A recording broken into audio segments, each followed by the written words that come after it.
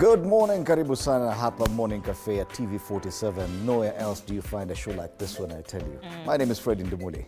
My name is Ann Odida. 7 days to Valentine's. Where is your nani? That countdown, that's the worst countdown ever. You know, me, I'd rather we do a countdown to Christmas Day by the Valentine is 7 days. Well, so get your person some flowers. Start now, okay? Thank you so much for choosing us. Of course, there's nowhere else that you can find a show like this. How hot is your coffee? All right. It is the 6th of February 2025. Today is the International Day of Zero Tolerance for Female Genital Mutilation. Yes, that's a UN date. So this is being celebrated and marked worldwide. So yes, a lot of conversations around that. But the main conversation in our dailies is about this gentleman, His Highness the Aga Khan, who passed on earlier this week on Tuesday at the age of 88. And you'll realize that all the papers are focused on this story. So this is the Daily Nation, the entire page, and you'll realize 10 pages of this paper set aside for this gentleman. It's a different story on the Standard. See no evil, hear no, alama ya dukuduku. Alama ya dukuduku, jamaa amefunga macho pale. Usaid exit spells doom for Kenyan jobs and funding. This continuing conversation there on the front page of the Star. Taifa Leo, Aga Khan still given a prominence there. Buriani, Aga Khan. And the entire front page, hakuna kitu kingine pale. Relief as teachers strike health deal. That's a big story on the front page of the People Daily. Business Daily, banks face CBK fines for not cutting cost of loans. But His Highness the Aga Khan has also been given almost the whole page of the Business Daily. Yes, and the Business Daily goes as far as even identifying the successor. We'll be back to take a look at the local dailies later, but even as we cross into the regional papers, and this is a new vision in Uganda. Scrap PLE, new education report says, a report handed over to minister, proposes restructuring sector. This story is on pages 4 and 5 of this paper, talking about what they should change their primary level exams. Sisi tusha move to CBC. Lakini bado tuko pale tunangangana. Is it working? Is it not? Yeah. They also give prominence to the story about the Aga Khan. Uganda mourns Aga Khan. It is there on the top strip of this paper.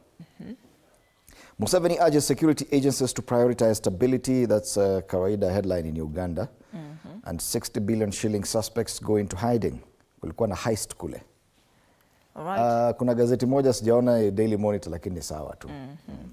Now, the Citizen, Tanzania appear the Aga Khan, a life of service. And as the world mourns the death of His Highness the Aga Khan, one manifestation of his hereditary responsibilities has been a deep engagement with development for more than 65 years.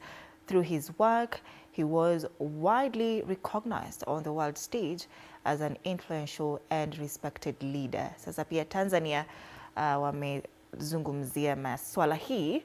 But it should be noted that most of these papers we review belong to the same company. Yes. That's the Nation Media Group. And that's where we have, both in Tanzania and Kenya, Uganda, the Aga Khan's footprint is across. Yeah. And we see a tribute there for the President, Samia Suluhu. And she says, on behalf of the government and people of the United Republic of Tanzania, I wish to convey our deepest and heartfelt condolences to His Highness family, the Aga Khan Development Network, and the Ismaili Muslim community. Tanzanian transporters hope for DR Congo peace. Now, Tanzanian transporters and logistics stakeholders are hoping for restoration of peace in Eastern DRC as soon as possible to enable them resume operations, which have been seriously affected by a flare-up of fighting between DRC troops and M23 rebels. Right. On this story, today we do expect a press briefing by former President Uhuru Kenyatta, who was heading the Nairobi process to try and resolve this conflict. So we'll be giving an update on that. But we do also anticipate that 8th of February meeting on Saturday in Dar es Salaam between SADC and EAC, that summit seeking to also try and resolve the conflict in the DRC. All right. Kule juu pia masuala ya Aga Khan, and we see his successor there, Prince Rahim Aga Khan V, named 50th hereditary Imam of the Shia Ismaili Muslims, taking after his dad. All right. That's a Citizen. Tukisalia kule Tanzania, gazeti la Mwananchi pia kimepa kipaumbele habari hii ya Aga Khan. Dunia yamlilia Aga Khan wanne. Wakuu wa nchi, taasisi na mashirika za kimataifa waeleza mchango wake katika maendeleo. Rais Samia asema kazi yake imegusa maisha ya mamilioni ya watu. Fahamu chimbuko, alama zake za kukumbukwa. Na wanasema pale Prince Rahim atangazwa imam wa 50 wa Ismailia. Lakini wamebakisha nafasi ya siasa kiasi pale. Wanasema Rais Samia ashtukia jambo upinzani, aonya wana CCM. Mwenyekiti wa CCM Rais Samia Suluhu Hassan akiwasalimia wananchi, wanachama na wafuasi wa chama hicho waliojitokeza katika uwanja wa Jamhuri Dodoma wakati wa maadhimisho ya miaka 48 ya kuzaliwa kwa chama hicho jana. Amewaambia chungeni, kuna upinzani, kuna chama inaitwa Chadema na wanajipanga, msifikirie tu mambo tu ni kawaida. Let's go back to Uganda and take a look at the Daily Monitor. Yes. Thank you. And the Daily Monitor talks about the Aga Khan as well, dedicating the entire front page to this piece of news. His Highness the Aga Khan, a lifetime of service. His Highness the Aga Khan, the 49th hereditary Imam of the Shia Ismaili Muslims, has left an indelible mark on earth. He ignited a beacon of hope in the darkest corners of the world, illuminating the path to education, healthcare, energy, philanthropy, and economic empowerment for millions. In his first installment of the special coverage, this paper pays tribute to his extraordinary life and legacy, and they also dedicate pages 1, 2, 3, 4, 5, 6, 7, 11, and 38 to this piece of news. So the major papers across this region all talking about the Aga Khan. And it's the same thing. Even in Kenya, there are enough schools named Aga Khan. There are hospitals named Aga Khan. Media installments like the Nation Media Group still linked to him. So that is the main discussion across the region today. All right, so these are the main discussions, and we'll be back to take a look at the local dailies because, yes, some papers have other stories as well. Let's take a look at the weather situation in Kenya. And we start off in, where is this? Kisumu, Yes. where the summit is still going on. What's the title of the summit? International Investment Conference. Yes. Started yesterday, today is the second day. It will end tomorrow, where President William Ruto is the chief guest. All right. So in Kisumu, if you're attending the summit, this is the kind of weather you should expect. It is currently very chilly, 19 degrees Celsius, not as chilly as elsewhere. This is fairly warm. It promises to get as high as 30 degrees Celsius, which is, it is actually a bit warmer than most days, 30 degrees Celsius. So it's a sunny day in Kisumu. You're going to enjoy this day. Matters precipitation, hakuna kitu. Hey, Kisumu city dala, I tell you. Beautiful weather there. Kabisa. Another sorry, what did I say? Another city that we should be giving prominence to today is Garissa, where we expect President William Ruto to hold a cabinet meeting today. Yes. This is the very first time we're having a cabinet meeting being held in the Northeastern region. So leo, wataitana. Because as we speak, it is 23 degrees Celsius. Promises to get as high as 37 degrees. Waachane na masuti. Leo huwezi vaa suti, hata kama wewe ni minister wa finance. Vest. Vaa vest. Yes. Promises to be very hot there. No precipitation, huko ni maji ukunywa, hakuna hata ujimwagie maji wewe mwenyewe. Na upake sunscreen. Na sunscreen. No, una insist mambo ya sunscreen, Sarah. Lazima. Protect the skin. All right. That's the situation in Garissa. All right. What about Ukunda? All right, 26 degrees, feels like 28. Highs of 31 Kule. It will be cloudy throughout the day, but a little bit of sunny as well. Comfortable weather. Comfortable for Ukunda. For vacation. Weather. Holiday weather, yes. With a bit of cloud cover, and as far as precipitation, hiyo sahau. Nani alikuambia kuna mvua. That's as far as the major cities that we should be paying attention to today are concerned. Let's take a look at the traffic situation in Nairobi. This is Nairobi, and you just take a look at the major tributaries into town. Mombasa Road looking good. Thika Road and Kiambu Road also looking good, only getting that bottleneck at Pangani Interchange, which is kawaida. Mombasa Road, Pale Nyayo Stadium, that's typical stretch of yellow. Pale Nyayo Stadium roundabout hapo. But after that, nothing much. Wayakiwe into town, pale at the entrance of the expressway, hapo tu ndio kuna jam. Probably many people trying to get onto the expressway as they cross over to the other side of town. Langata Road looking good. Southern Bypass also nothing much to report from that direction. So this is as at 9 minutes past 6. So traffic situation so far not so bad. Probably we'll come back later and take a look at this map once we get to about 1/2 the hour. Yes. Best time to leave the house. All right. Now, let's take a look at the quote of the day.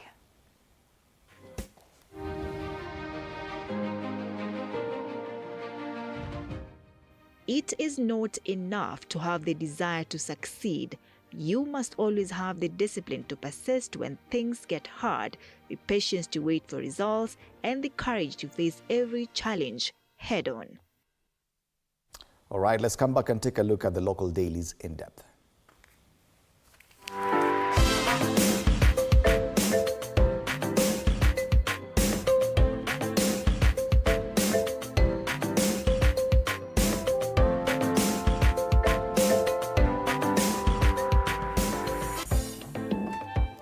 Right, we start off with the Daily Nation, and as I mentioned earlier, the story given prominence is of the passing on of His Highness the Aga Khan, who passed on Tuesday this week at the age of 88.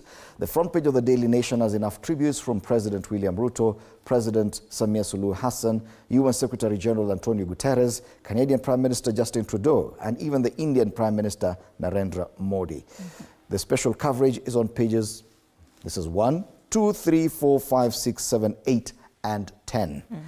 They also named the successor there, Prince Rahim Aga Khan the fifth, the elder son of Prince Karim Aga Khan the fourth, has been named the 50th Imam of the Shia Ismaili Muslims. If you look at the inside pages, and many photos of His Highness the Aga Khan, who passed on with the Queen, with other world leaders, and you can read more about his successor there on page 3 of this paper. A lot of more photos, even with President Milton Obote, with King Charles, with Hillary Clinton, with President Uhuru Kenyatta. A lot of photos, even with the Aga Khan, His Highness the Aga Khan, with President Jomo Kenyatta. Yes, a picture there, even with Idi Amin on page 4 and 5 of this paper. Then we have so many leaders, including media giants, Linus Gitahi, Joseph Muganda, Stephen Gitagama, and former chairperson, or rather chairperson of the Nation Media Group, Wilfred Kiboro, all talking about His Highness the Aga Khan. More and more stories, personal details about given by journalists about their interaction with His Highness the Aga Khan going on all the way till page 10 of the Daily Nation. So that's the main story on the Daily Nation. But if you flip on the back page, other stories given prominence. Kenya puts on brave face after US Haiti budget cut. It's a different story. Trump's administration freezes over 1.7 billion shillings financing for the policing mission. Yet Kenya continues to put a brave face. The head of the mission to Haiti, who's Kenyan, yesterday said that there are other financiers, not just the US, and so the mission still remains, even without that funding from the US. He says, we have enough money to last until September. Officials say, so what will happen after September? Pesa nyingine itabidi watafute. Yes. New bill seeks to give top public referral hospitals a sound legal grounding. So listen to this. Teaching, referral and research health facilities will be established through charters published in the Kenya Gazette by the Health Cabinet Secretary if Parliament approves a new bill into law. The national referral hospitals will also be body corporates with perpetual succession and with the power to perform all the functions that a body corporate may lawfully perform. That's a story about the health sector in Kenya. So away from, because I know if you get to buy this paper today, the problem is that you may not be able to find so many stories because of this main story about His Highness the Aga Khan. But Ruto's health plan to be tested in-house. There's a committee is threatening to withhold funding for the health ministry if questions on kits for community workers are not answered. These are just some of the interesting stories in the inside pages, including this one on page 16, where they say police spokesperson, or rather, who was a National Police Service Director of Operations, Adamson Bungei, he appeared in court yesterday on the abductions of young Kenyans, and he said Rex Masai was not shot by police officers. It is a headline on page 16. He says the young man died after being shot on Moi Avenue during the countrywide anti-government protests, but policeman says he learned of the bullet wound after reading pathologist's report, but he says it was not the police who shot him. Neguns. Yeah, alipigwa tu risasi. That's the Daily Nation. All right. The Standard, top story there, we see a photo of President William Ruto, and they say, see no evil, hear no, alama ya dukuduku. Loud silence amid unresolved cases of abductions and killings, a crumbling justice system, confusion in education, and a healthcare crisis. President William Ruto, like the proverbial ostrich, has decided to bury his head in the sand. And President William Ruto is quoted there saying, we are doing well. No region or community will be left out of our development plan. We will bring all Kenyans together and work with all leaders to have a more prosperous nation. They say here, FKE Chief Executive Jacqueline Mugo has been quoted here, and she said, in 2024, we had 202 companies declaring redundancies. Out of this, from our membership, some 5,567 were affected. This is just an indication because these are the numbers we get from our members. And that story is a continuation of this one, where they say, see no evil, hear no. Ruto's defiance amid abductions, shark crisis, and poor economy. Killings, crises in education, healthcare, and the economy leave Kenyans desperate. And some of the president's allies have criticized the Kenya Kwanza administration. That's the top story there. That story is on page 4 of this newspaper. All right. Kule chini, we see a tribute to Aga Khan, His Highness. And Aga Khan was many things to the millions of lives he touched.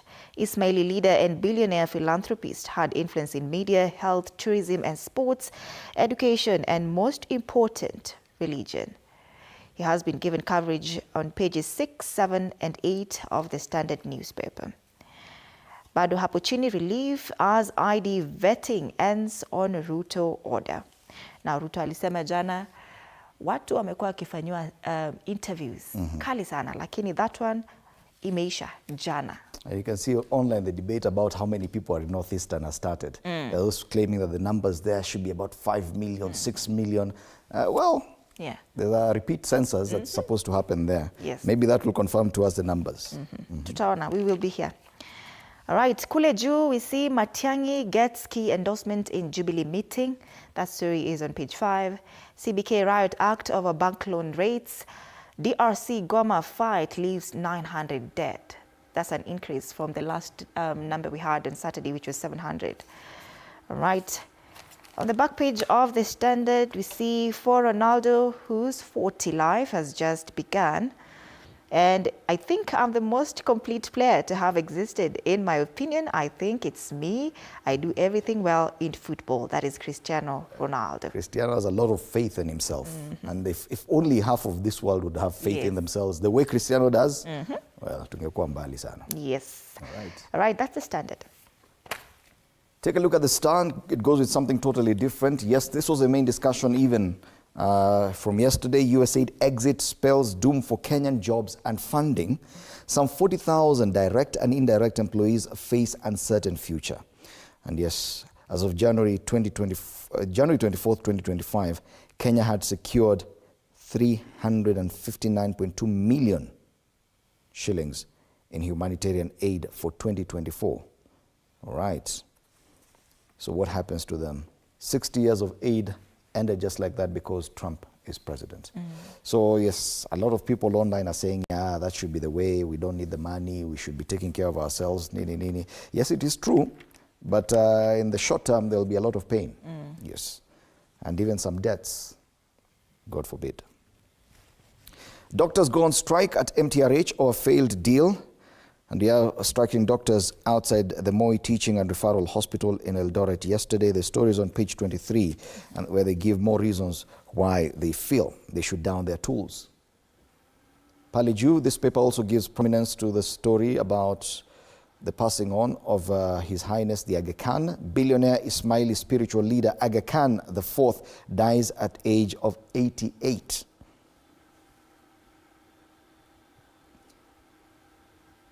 Questions over secret multiple bursary kitties is another story given prominence there. Someone is giving a story about cancer and Kenyans in DRC on edge as fresh fighting erupts. It is a wait-and-see situation for Kenyans living in the troubled Democratic Republic of Congo as various areas remain on edge. Violence erupted in eastern DRC last week after the rebel group M23 escalated its march to occupy strategic territories. So in the East Side pages, also a lot of stories on the Aga Khan as well. Na kuna mtu anasema mistreated senators decry bias at midterm retreat. Speaker Amason Kingi's alleged bias, mistreatment of senators, and budget reduction yesterday dominated Senate sessions at the midterm retreat. Listen to this. Minority Leader Stewart Madzayo and his deputy Enoch Wambua set the tone for the high-octane meeting with hard-hitting speeches that exposed the Senate's soft underbellies. Yes, the senators are meeting in Naivasha as they prepare to come back to work. And that's the Star. Okay. Let's take a look at Taifa Leo, Buriani, Aga Khan, but the whole page, just Aga Khan. And Rais William Ruto na viongozi mbalimbali ulimwenguni wanamwomboleza mwadhama mwanamfalme Karim al-Husseini Aga Khan IV, kiongozi wa 49 wa kidini wa Waislamu wa Shia Ismaili na mwanzilishi wa shirika la kimaendeleo la Aga Khan, alifariki Jumanne akiwa na umri wa miaka 88. And of course, Ismaili leader and billionaire philanthropist had influence in media, health, tourism, sports, education, and most importantly, religion. Na hiyo ndo story peke yake. Lakini habari zaidi kwenye kurasa za 2, 3 na 4 kwa gazeti la Taifa Leo. All right. People Daily. Relief as teacher strike health deal. Now, insurer agrees to reduce number of facilities designated as referrals to 17 to ensure that tutors can directly seek medication from as many hospitals without being turned away. Hatujui kama ile ya polisi imekuwa sorted, but we see that the teachers wako sawa kwa sasa, but we'll follow up to see if at all they have been sorted. Pale kando we see meet me on the ballot in 2027. Ruto tells rivals, and he said President William Ruto has told of yearning for his defeat at the 2027 general election. In a veiled attack at former Deputy President Rigathi Gachagua, Ruto described himself as an experienced politician who had served as an MP, a Deputy President, and now in his first 5-year term as head of state. Alisema, I've been an MP, I've been a Deputy President for 10 years, I'm now a president. Kuna mtu kama mimi. He's sounding more and more like Cristiano Ronaldo. Do you see the similarities there? A lot of faith in himself. In fact, me I could say alikuwa anajipiga kifua. Yes. Sema mimi amuniwezi. Kujeni muone vile nitawabwaga. Mnaniambia nini? Mnaniambia nini? All right. Kule chini we see police Gen Z protesters were killed by goons, and that was former police boss Nairobi police boss Adamson Bungei, who was before the courts yesterday to testify. Okay, he was a witness, and he said here the deaths of protesters during the Gen Z demonstrations against the government took a new twist yesterday when police said they had to act tough to save the country from slipping into anarchy. But even as the police confessed to using excessive force to quell the protests, a senior officer absolved the agency from the killings and instead claimed that the protesters may have been shot dead by armed civilians or goons. And that senior official there is none other than Adamson Bungei. A witness was also presented yesterday, a suspect, the police who was captured on CCTV. Akasema huyo si yeye, he was stationed at KICC. I can't remember what I was wearing, and I can't be the one who shot Rex Masai. Yes. Whoever shot Rex Masai, hata kama watu wengine wote wanasema si yeye, Mungu anajua ni nani. Yep. And that's the People Daily. Matters Business, and we do have a physical copy of the Business Daily with us. Yes, a lot of prominence given to the passing on of His Highness the Aga Khan. Say a lifetime of service. Tributes on pages 2, 3, 4, and 5, even on this paper that is mostly business-minded. So the Aga Khan cutting across all papers. But there's a story there on the front page about banks facing CBK fines for not cutting costs of loans. Lenders to be hit with 20 million shilling penalty for non-compliance. It is the first time the regulator is invoking the law to punish bankers. So the Central Bank of Kenya will impose daily fines on banks as punishment for failure to cut interest rates in the latest effort by the regulator to unlock cheaper credit for businesses. This is something welcome for many Kenyan borrowers and businesses because they've not been able to access credit. Now the CBK is saying we lowered the CBK rate. Banks should follow suit immediately. But banks are delaying, dilly-dallying. Wameambiwa, every day, fine. Every day, fine. The only other highlight on this page is on the ticker. Treasury set to review PPP plan after Adani. The Treasury is set to review the suitability of processes used to identify public-private partnership deals amidst the fallout from the cancellation of projects linked to the Adani Group. The story is on page 6 of the Business Daily. And Adani alikuwa amezua moto sana, tumbo joto sana hapa. Kabla the Usaid, ewe jamaa, ni kama sio mstreet sana. All right, so those are the local dailies. Let's take a look at the cartoons as we come to the end of this session. And we start off with the Star. The debate about the US aid. Now we see a caricature of the US president carrying a power saw. Na amekata hiyo signage ya US aid, amekata katikati. Amesema no more. Meanwhile, the globe is looking, the world is watching and feeling the pain because yes, definitely, even if we are able to reorganize and find our footing, there will be a period of pain. That is definite because especially provision of ARVs was really dependent on some of these US-funded programs.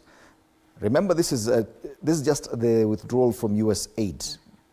There's also the withdrawal of the US from the WHO, to which it was contributing about $1 trillion US. Yeah. Yes? Was it 18? This is a lot of money. It's a lot of money from the US that comes to fund a lot of health programs and even education programs in Africa. In the midterm, even as we try and adjust our budgets to see if we can still survive, kutakuwa na kauchungu mahali. Yes. That's a star. Trump anasema no more. This is the People Daily. The Daily Nation, brother. Not the People Daily. Okay, the Daily Nation. Stop early campaigns. Kule juu tunaenda caricature of the president akiwa juu ya gari. Hiyo ni vuvuzela ama nini hiyo? Anaadress watu, mamia ya watu kila mahali. Na akiwa juu ya gari inamaanisha anafanya nini? Campaigning, okay. Lakini anaambia watu stop early campaigns. And we see a clock here. The clock is ticking. We are in 2025, 2027 inakaribia. Mbona anaambia watu waache hali campaign na yana akona hiyo opportunity? Yes. That's a Daily Nation. All right. And finally, the People Daily. People Daily, who is fooling who in the Democratic Republic of Conflicts? Huyu ni daktari ama huyu ni nani? It's just the world wondering what exactly is happening there. Because there's so many theories about what is the underlying issue in the DRC. Of course, there is a tribal and ethnic issue as well as border debate, but there's also the issue of minerals. And the interest around minerals that are available in that eastern part of the DRC, the North Kivu. So yes, DRC inaungua pale, moto hapa imechomwa na M23 and they use AK-47s to spell out M23. So yes, the crisis in the Congo still a big discussion. Today, as we had mentioned earlier, former President Uhuru Kenyatta will be holding a press briefing to give us an update on the Nairobi process that started kitambo sana when he was still president to try and resolve the conflict in the DRC. So these are just some of the conversations we are having today. Matters, the shutting down of the USAID. Aga Khan. Aga Khan, of course, the president campaigning, all this. So, other stories that we're going to be having, On State of the Nation, starting at 6:30, as we look at the headlines, Wilson Sosion, former SGKNUT and also a former legislator, will be in studio. MCA Kileleshwa Robert Alai will also be in studio today, alongside Dr. Peter Mbai, a leadership and governance expert. Do stand by for that conversation. Later on, Dr. Ignatius Kibe, I love to call him doctor, he's a gynecologist, and we'll be talking about hormones before and after pregnancy. All right. Please stay tuned for that. Being a Thursday, it is a Fitness Thursday. Leo mnafanya lower body workout. Kabisa. In a leg day. Leg day. This is the most painful. Very. Sitaki kuwa discourage sahi, lakini stay tuned for that. Be ready. Leg day ni leo. Yeah. Kim Keep Fit will be with us. All right, so interact with us on our social media platforms, TV47 Kenya on Facebook and YouTube, TV47 News KE on X. My handle is at Ann_Odida. The hashtag is Morning Cafe. My X handle is at Fred Ndimule. Stay with us.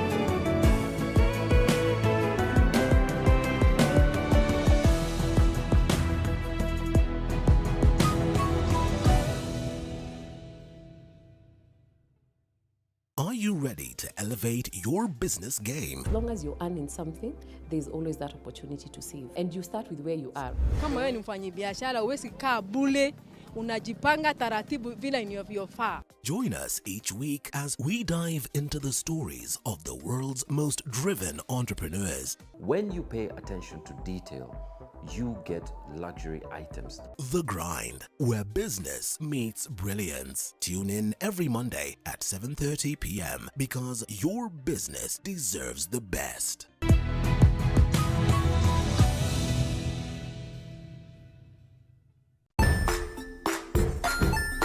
Hey there, friends. Welcome to Kids on the Block, where fun and imagination come alive.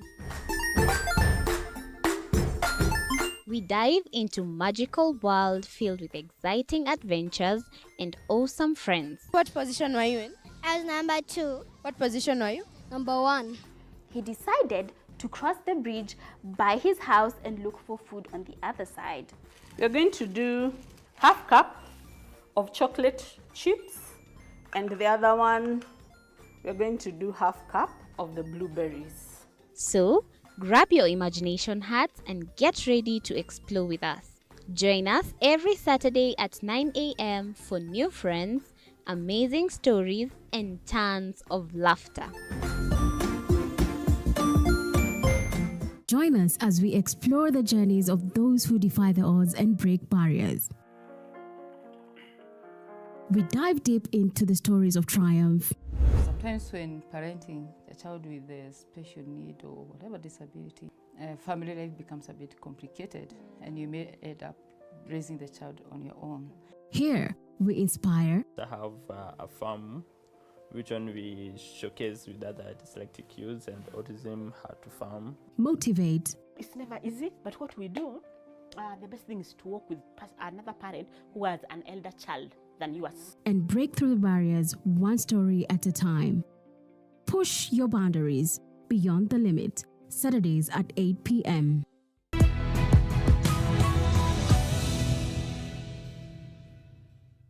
Jiunge nasi tunapoangazia safari za viongozi bora.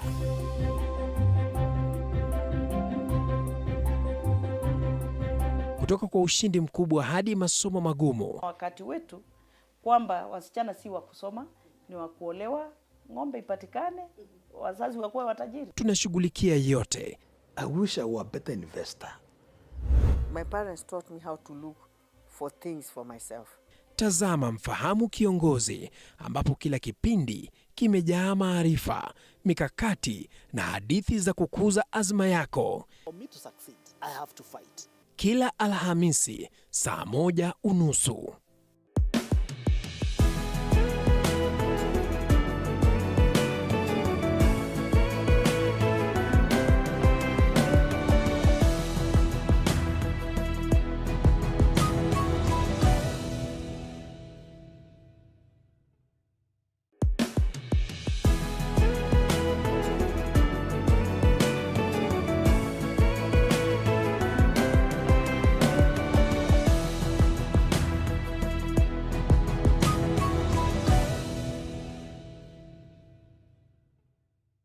you ready to elevate your business game? As long as you're earning something, there's always that opportunity to save. And you start with where you are. Kama wewe ni mfanyabiashara, huwezi kaa bure, unajipanga taratibu vile inavyofaa. Join us each week as we dive into the stories of the world's most driven entrepreneurs. When you pay attention to detail, you get luxury items. The Grind, where business meets brilliance. Tune in every Monday at 7:30 p.m. because your business deserves the best.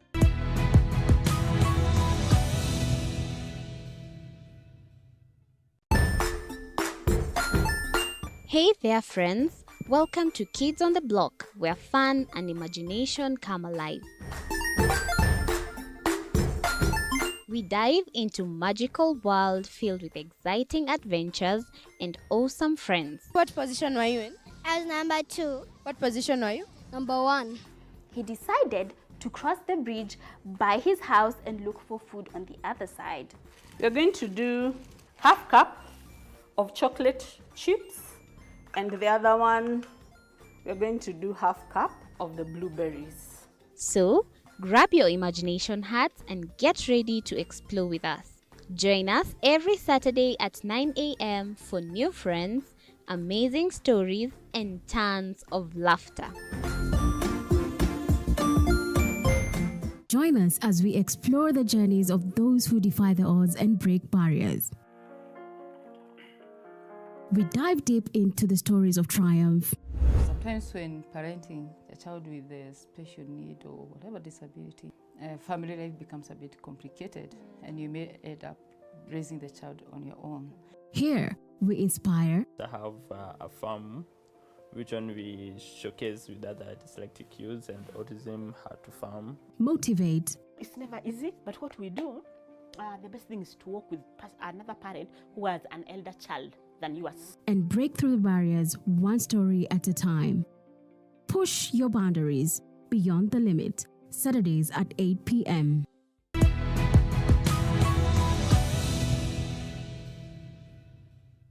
Jiunge nasi tunapoangazia safari za viongozi bora.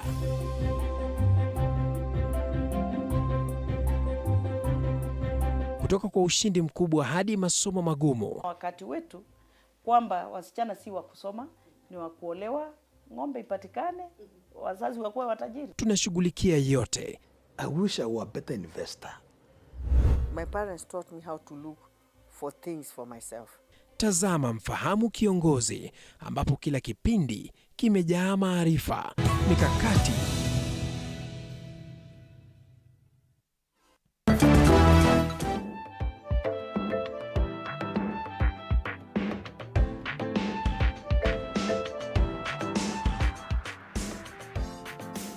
All right, welcome back and good morning once again. You're watching Morning Cafe on TV47. My name is Fred Indemuli. We want to take a look at the day's headlines, and across all dailies there's one prominent story, and that's the passing on of His Highness the Aga Khan at the age of 18. You look at all the regional papers, not just in Kenya, Tanzania, Uganda, everyone is talking about this piece of news, and we cannot ignore it either. This morning I'm privileged to have in studio with me, beginning on my immediate left, Dr. Peter Mbai, a leadership and governance expert. Dr. Mbai has been in the news recently, a few weeks back, when he resigned from a position in government. We'll be talking more about his perspective on these headlines. Karibu sana Bwana Mbai. Thank you so much. Yes. Also with us this morning is Robert Alai, MCA Kileleshwa. Karibu. And Wilson Sosion, former Secretary General of the National Union of Teachers, KNUT, was also served as a legislator in the National Assembly. Karibu sana Bwana Sosion. Yeah, good morning. Let's start off with this piece of news that is dominating our dailies this morning, and that's the passing on of the Aga Khan, who's had a huge footprint across not just Kenya, but across the continent in matters to do with health, education, economy, and even more. Dr. Mbai, probably just giving you an opportunity to pay a tribute to His Highness the Aga Khan. Thank you very much. Undoubtedly, and without any dispute, His Highness the Aga Khan has been one person for decades who literally caught the attention and the needs of the community the world over. his heart, and especially getting into lines and getting into areas that caught the attention of the people. Look at the media. Look at, look at hospital industry, look at issues of education. He's undisputedly one of the leading world leaders, one of the top world leaders in this century, in this generation, really, if you can put it that way. Because we look at people who come to the world and they find a need and do it, and put something, not about themselves, really, not about themselves. Look at how, and not just one country, that's what's very interesting. Across the world, you can see his photos all over the place, from the world leaders, from actually across all the continents. So for me, I would want to say, if we can say that in history, it's only that it's written even in the good book that once you come and you serve your generation and you do your best, you must exit the stage. If there are some people who were to be asked, they would stay long and let's see. But the beauty of the matter is, the succession is very clear along, these communities. It's very clear. There's been somebody who has been, looking at what the man has been doing, and we hope for a very peaceful transition and to make sure that what has started, and that's the beauty about these communities, is that what he started moves on. There is a whole issue of succession. So a man comes, founds a whole enterprise of many things, then of course people come behind him and take over. To me, this is great. This is a great man. When the books on the history of the great men is written, these are men who came, he saw, he made impact, and he exited the stage in a nice way. All right. Thank you. Bwanalai, many people may not recognize, many Kenyans looking at the front pages may not recognize him, but they definitely know the name Aga Khan. Yes. I also like to pay tributes to the Aga Khan, the Ismaili community, remembering that he came to power just at the age of 20. And the development he brought in this country through the KDN, I think, the Aga Khan Development Network, I think cannot be ignored. The impact, growing up, seeing him all the time arriving in the country, working with President Moi and then President Kibaki and eventually President Uhuru. I think only President Ruto didn't get to be, honored by his visit. But I think we need, as Kenyans, we appreciate the investment he put in education, in health, the various charities he runs around the country, and so on. And also, I think one thing which we need not to ignore is that he became a very big cultural bridge. Many people were understanding the Ismaili community and also the general world of the Islamic community through his initiatives. You remember places like the Nation Media Group, the first having the veiled newscasters or veiled hosts of shows, which was not very common in Kenya. So I think we can appreciate Aga Khan for many things, and we hope that he rests in peace. All right. And Bwana Sosion, I know when it comes to matters education, this is where your heart is. The Aga Khan has really been involved in that sector in Kenya. Well, of course, the contribution made within the space of education and health. In fact, the two key social services is extremely commendable, especially in countries and nations that are struggling. The Aga Khan schools and universities were one of the biggest university teaching and referral hospital here in Kenya. That's a great contribution made in the education sector in a manner that is transformative to the country. In healthcare sector, I think the contribution is also so immense, so that then looking at the contributions to humanity, it is so immense, and it's not selfish. It's founded in the need and the priority to advance humanity, particularly in those two social areas. In any society and in any government, if health can be provided for free to households and qualitatively, and education also for free, then you have assisted households to overcome the hardest challenges. I think the contribution of the Aga Khan in this particular field is so great, so immense, and we don't need to overemphasize the impact of the same. Right. May his soul rest in peace, and may the Aga Khan Development Network continue impacting on lives of citizens around the world. All right. Yes, indeed. His Highness the Aga Khan passed on Tuesday this week at the age of 88. The Ismaili leader and billionaire philanthropist had influence in media, health, tourism and sports, education, and most important, religion. Now, this piece of news curiously came at a week when we're also considering other people's contribution to some of these key sectors in Kenya, and the front page of the Star today carries this sentiment: Usaid exit spells doom for Kenyan jobs and funding. Now, this, compared to what the Aga Khan has been doing, now this exit continues to generate a lot of news. It is part of what we covered here at TV47 as well. One of our reporters talking about the exit of the Usaid and what it means to Kenyans. Let's watch that story, then we proceed with this discussion. This is one of the Usaid offices in Homa Bay County. The door has been closed and all the Usaid-owned vehicles are glued at the parking lots, a clear indication that all is not well. This tent on a normal day would be flocked with the residents seeking services, but now it remains deserted as no services are being offered. It was issues to do with medications and pharmacy. We have moved it into one pharmacy, integrated all the services together. President Trump's administration's move to freeze foreign aid for 90 days and a stop work order for Usaid is projected to render thousands of people linked to the agency jobless. In Kenya, over 35,000 employees working for Usaid-funded programs will be affected. Quinta Awor and Ann Atieno are among those affected. And we don't know how to go about it because things have not yet synced in. It's like we are being tortured mentally. It's hard. We have quite a number of challenges. A county like Nyeri is going to lose about 100 employees. Homa Bay has about 984. Kisumu has about 700. There are quite a number of people. Most of the staff under AMPATH have been given leave.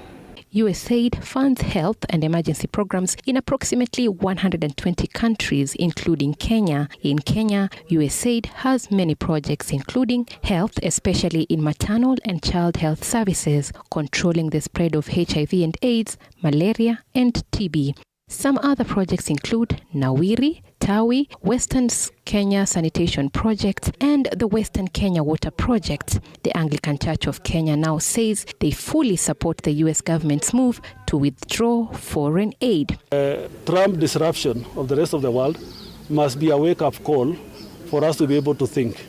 On Tuesday, Usaid ordered all its directly hired staff to proceed on administrative leave from Friday, the 7th of February, 2025. We are working. We are coming up with interventions. Additionally, all Usaid personnel posted outside the U.S. are required to jet back to the United States within 30 days.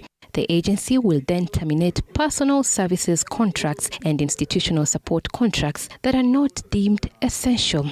The U.S. government's move to freeze foreign aid for 90 days will in no doubt affect the lives of over 1.7 million Kenyans in need of humanitarian aid, as well as jeopardize the health of over 1.3 million Kenyans living with HIV.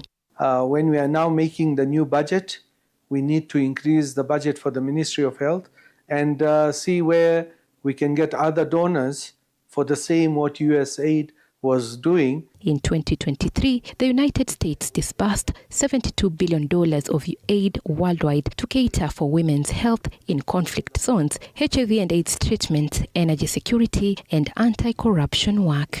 Elizabeth Atieno, TV 47. All right. It cannot be gainsaid, the fact that Kenya and other countries are heavily reliant on donor funding for many of the major sectors, education, health, energy. And this, perhaps, we are witnessing perhaps the most disruptive of all American presidents ever. This happening at a whim, and many people are not prepared for this. Probably if we would have been given a year to slowly get rid of this. From your perspective, Dr. Mbai, you've been in charge of overseeing implementation of government programs, and particularly for this administration. How big of an impact will this exit of the Usaid have in the short term? Thank you so much. One, yes, you have said we have been part of this. One, it would be great, but two, sorry, we Americans decided to vote Trump because they thought they wanted somebody to interrupt, somebody to disrupt the world order. Remember, many people thought that Hamara was going to win. The issue Kenyan style, you know, people were like they were the voters here, you know, they even went ahead to say they are supporting the Democrats. But Americans voted because Trump went for America first. Now, you cannot dispute or you cannot begin poking holes on a country's philosophy of America first. Now, what am I saying? We also 60 years. The question is, we cannot blame Trump for doing what he's doing, yet we have been independent 60 years.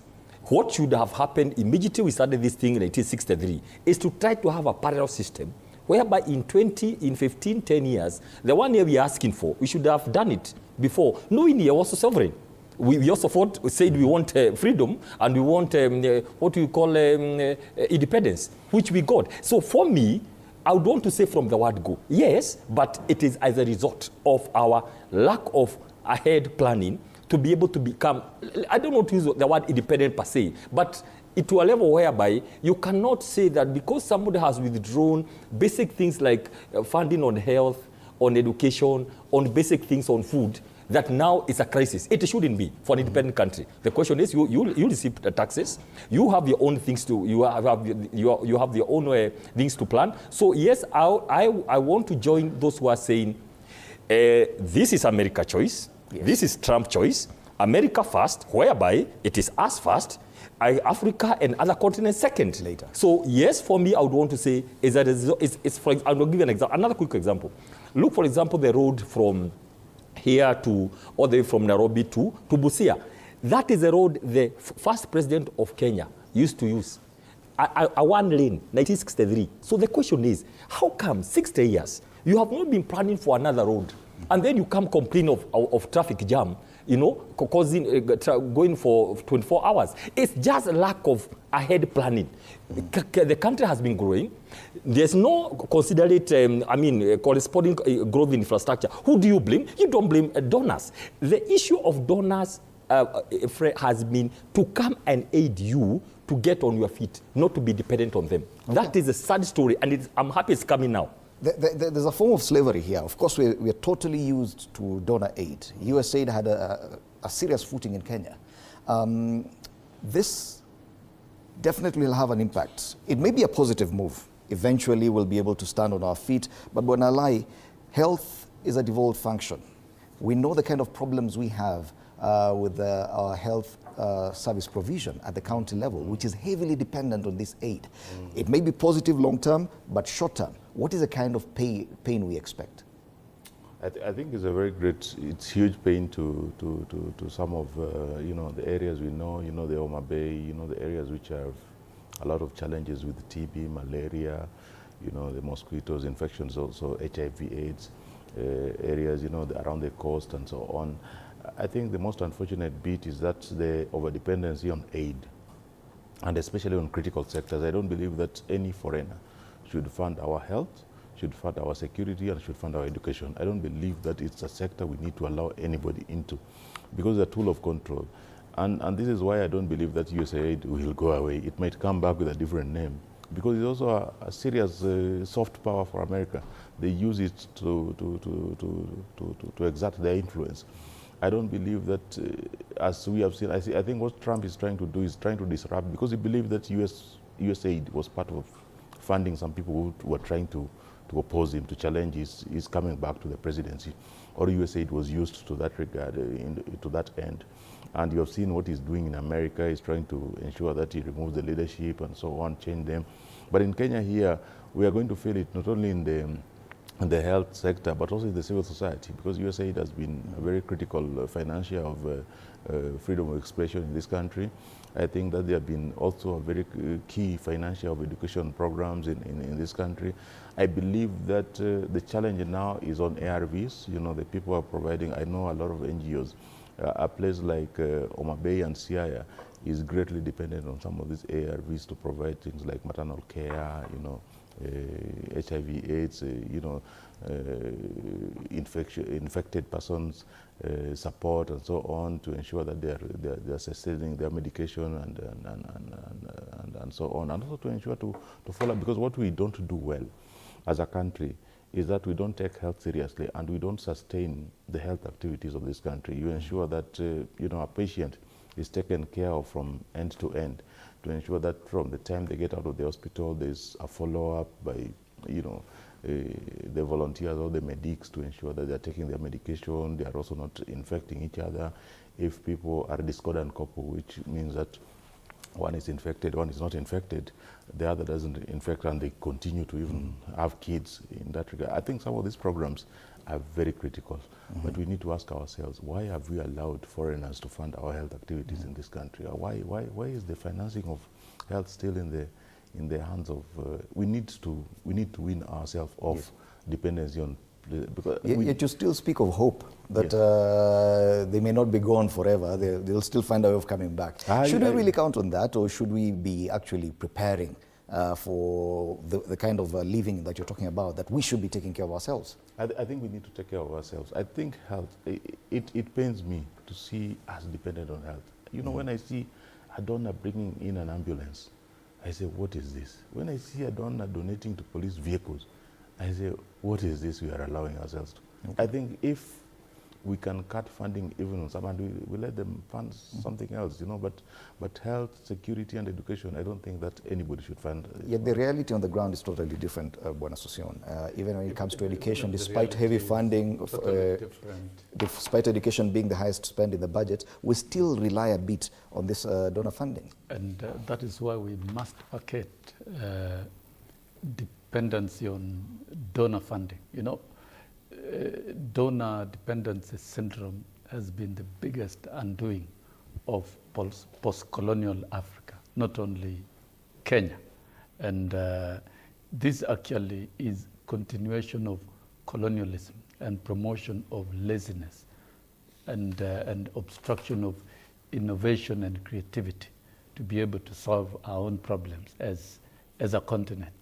And therefore the action by Trump should be a wake-up call to the leadership of the continent, not just the leadership of Kenya. There is no reason why we should run budgets that are funded by foreigners, or we run programs that are funded by foreigners. If we are talking about health and education, we should be able to fully fund our healthcare system using our own resources, because we are not short of human resource. We have the best doctors. We have the best research facilities. We can manufacture our own medicine. We can do our own pharmaceuticals. And we have to fund our own education system, and publicly and qualitatively. There is no such shortcut.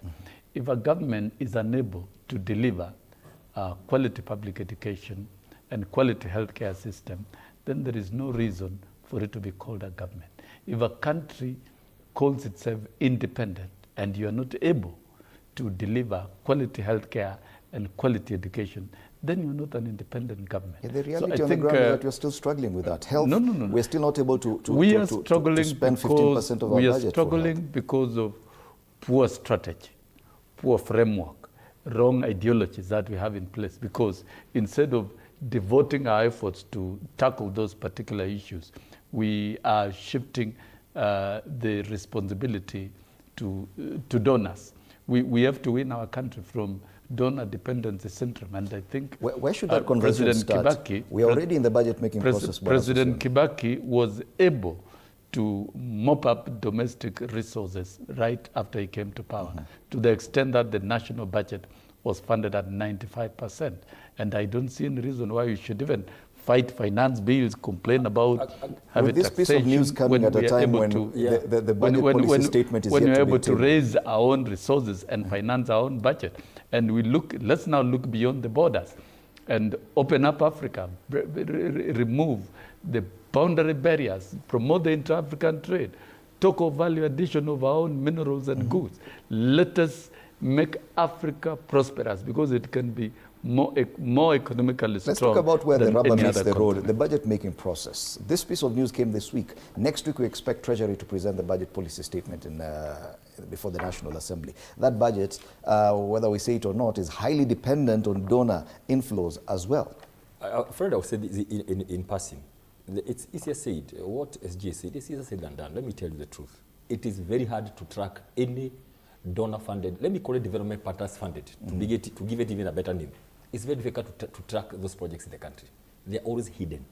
There is the people running these programs, these fundings, mostly they are never accounted for.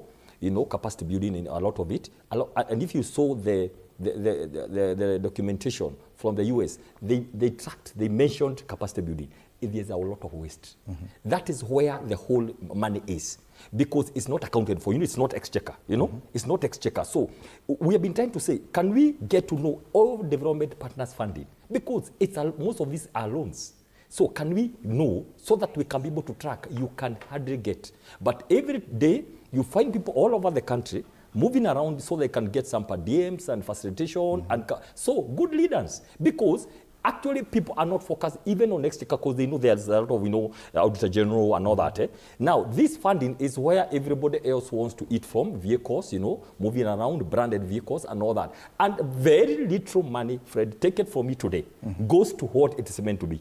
Just maybe a fraction, 20%. The rest 80% is being consumed by people around here. That's why there is no political goodwill to disengage from development partners. That's why people will always go and beg so they can have money to be able to go to their own pockets through all these programs. Talking about, you think people are concerned about health. You think leaders are concerned about health and education and all that. But really they want this to be able to hang on them because it's easy money. So to answer your question, the whole idea has been or should be to win off development partners and try to raise enough resources to be able to fund out, especially on the core areas. And we have mentioned here issues on health, education, and food. There are some things we cannot be dependent on. But now the question is, Fred, everything has to start from the top.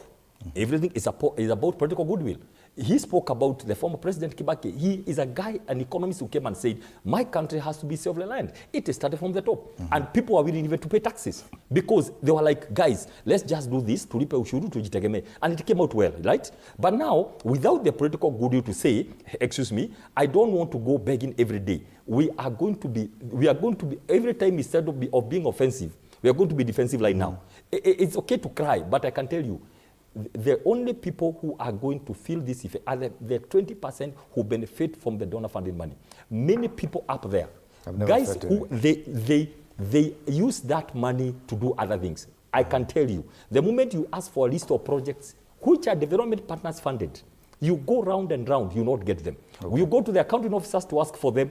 They are there, but you cannot. But people are all over doing something. Okay.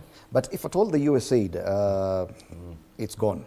It means that the lack of that kind of funding will be glaring, especially in our health sector. Yeah. And government's failure in those sectors will be very much seen. If at all they don't address it in the budget-making process that is already underway, then definitely they'll be seen as failures. I think it will be very obvious, because now you're not only going to affect the national government, also the county government, because this is a critical function, especially on agriculture and health. Because, you know, the USAID was also funding a lot of farmer-to-farmer integration, you know, linking them with the other farmers elsewhere. Because I think at some point we ignored agriculture as the backbone of the economy in this country, and we were not able to offer extension services and so on. So they were dependent a lot on donors.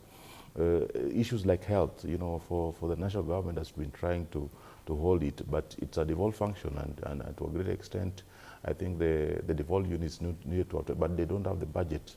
Or if the budget comes, if the exchequer allocation comes, it comes 2, 3, 4 months late, and is not able to be, you know, to be dependent on. But now, as we go to the budget-making process, what I know for sure is that the US will never, ever allow such a tool to be withdrawn, because it's a tool of control. But I wish that we would seize this opportunity and ensure that this doesn't return, and we ensure that we take over some allocation and we add more allocation to education. You know, we support, like now we are saying, the CBC is underfunded. If it's underfunded, how do we ensure that there's a top-up? You know, USAID has been supporting a lot of STEM, you know, ensuring that science, technology, engineering, and maths is given priority in our education system. How do we ensure that we also continue with the same policy? How do we ensure that we uplift the girls, which the USAID has been trying to uplift? How do we ensure that you know, the teachers are funded? It's very good that we have the SG here. Teachers are more funded, schools are more funded. We have, you know, proper allocation. The president has been saying that he has employed more than 56,000 teachers. How do we even employ more? Why do we have more graduate teachers, you know, at home? The promotion is still lagging behind, you know, things like that. So I think that it's an opportunity for us, especially on education, agriculture, health. It's a very great opportunity. Do we still have that opportunity? It's 3 months to the final process of the budget. Robert is still living in denial. You know, twice he has said, we hope it will come back. So twice he has said, this thing cannot go. I don't hope it will come back. Because now, if these are the advisors to the government and they are saying, we hope, no. We still hope, you know, this is living in denial. Can we be very clear? Fred, can I just clarify? Let's be very clear. Let's have a position. You know, we are here as leaders to keep some nice policy, what we think. True, Number one, if we are this moving, thing, we should not have... Let us go. Why are people doubting Trump? The guy doesn't look like he doesn't know what he's saying. The guy looks like he's saying what he says he shoots someone. We should believe him. When he says he'll attack somebody, he goes later and kills someone. Let's give Bonalai an opportunity. Please. So very quickly, let's agree and cut let's prioritize our life and put the money where it's supposed to be, and cut the wastage. You know, we are not the decision makers here. What I'm just saying is this: what is USAID? USAID is America's tool of control. Like the DFID, like the JICA is, like, you know, all these programs which are by very powerful nations. So there's no way the US is going to allow them to lose that kind of influence. But I hope that my country, Kenya, and the leadership will take up the opportunity and ensure that nobody will reduce funding, because sometimes it's also very hard for the government to reduce funding, the involvement of donors in some sectors. You know, in security, if you push them away, they become very suspicious. What are you planning? Are you planning to move east or west? Are you planning now to be more loyal to China? Are you planning to go to the Russian way? You know, they have been very suspicious with us.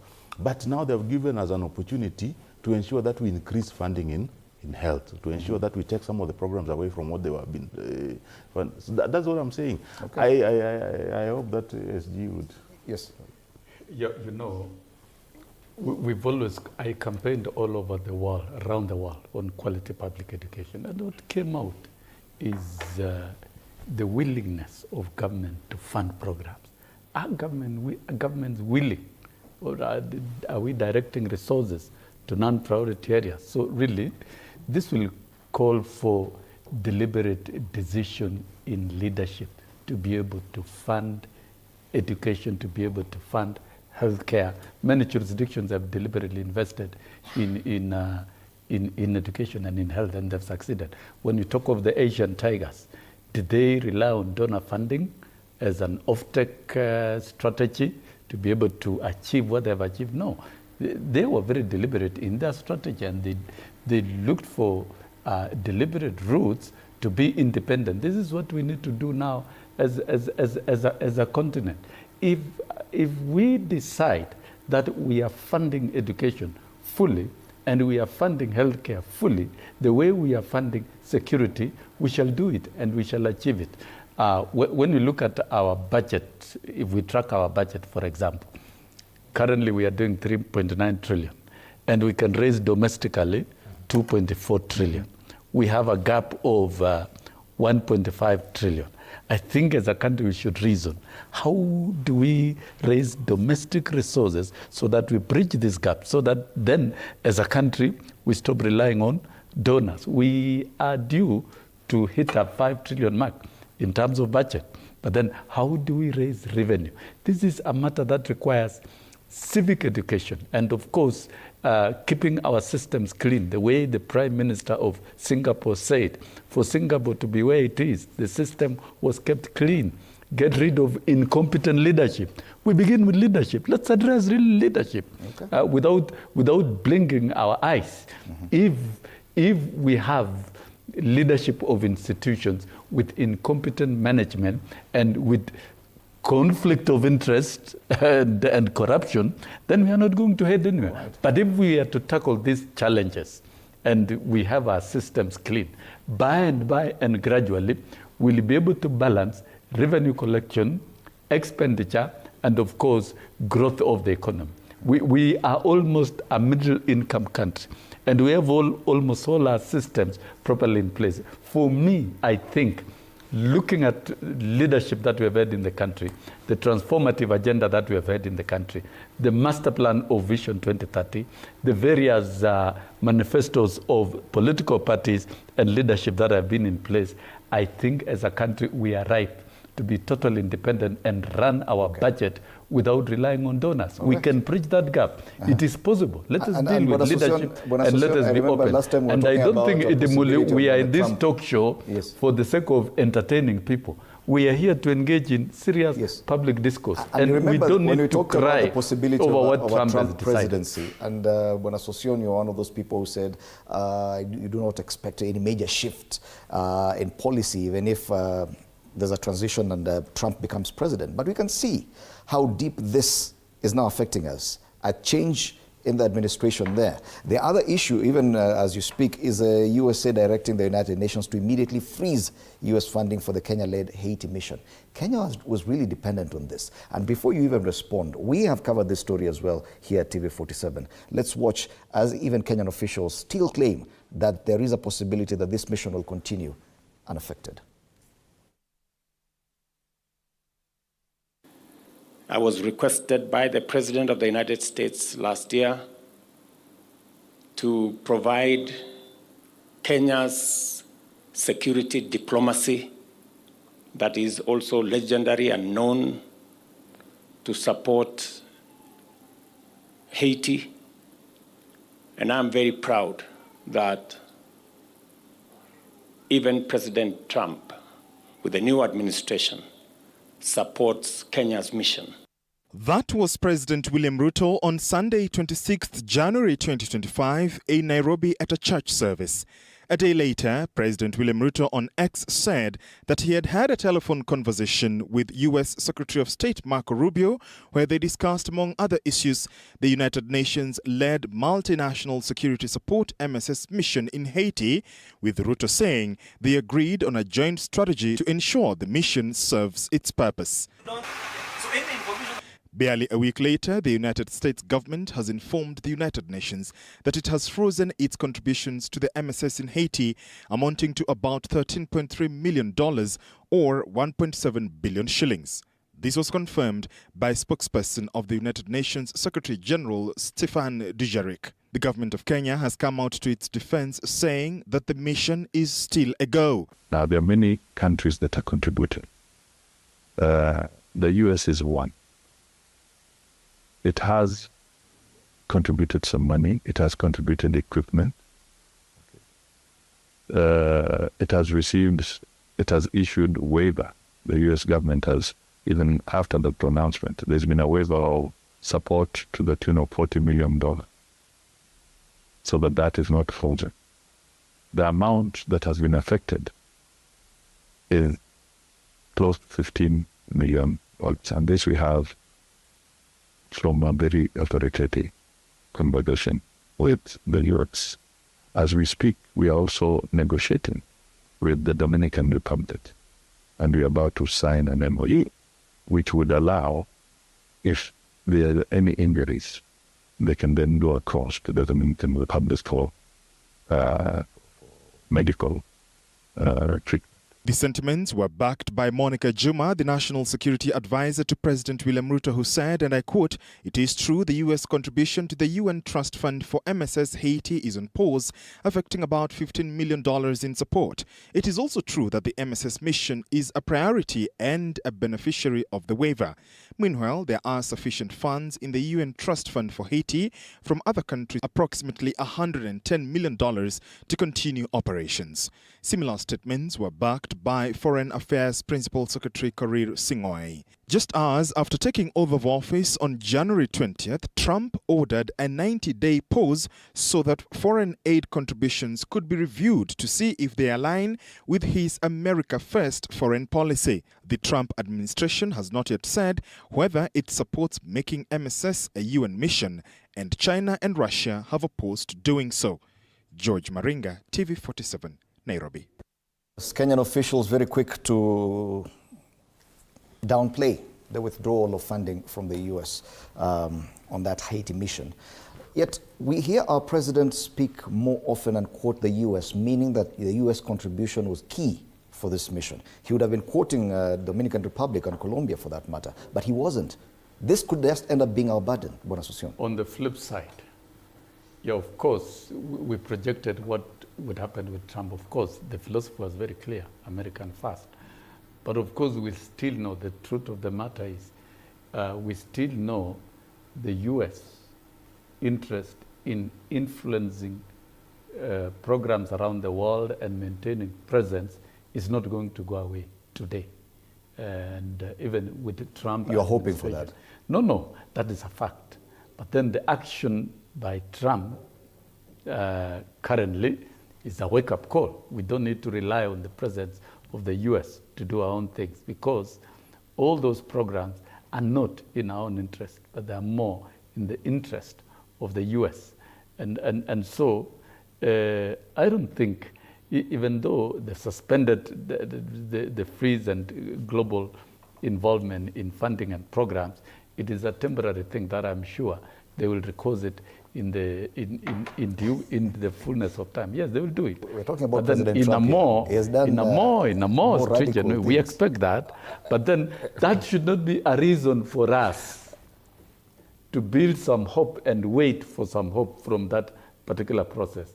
As a country and as Africa, I think we must chart our own way. We must chart our own way. I think, Fred, I've just one thing to add. Let's get to this very clear. Two things. Many people across the world didn't see Trump winning. Let me say this, because of the analysis that was done. It's the American people, the original American people that decided we need Trump so that he can come and shake up everything, because we are losing it. We are losing it to China, we are losing it to India, and all these other things. So Trump knows that he's doing this purely for the people. And remember, this is his last term, right?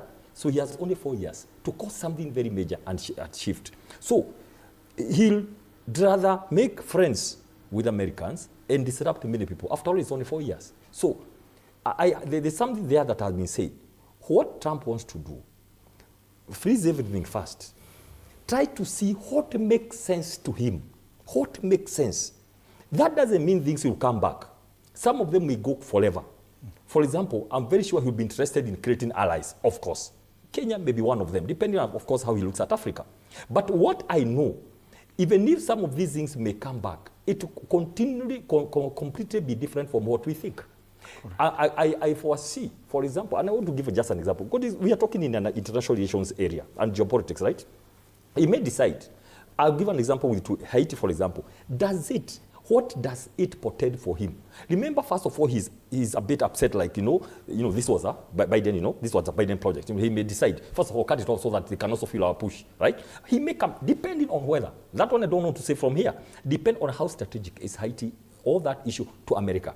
If it's not, he'll move. Now, for example, the ARVs and all that, he may say, okay, you guys, you have to grow up. But in the meantime, I'll give you another 2 years, but I want this money going directly, for example, to the drugs. Not so many other things, because the fact that it was withdrawn, Fred, it means he has intelligence that this donor funded has been misused.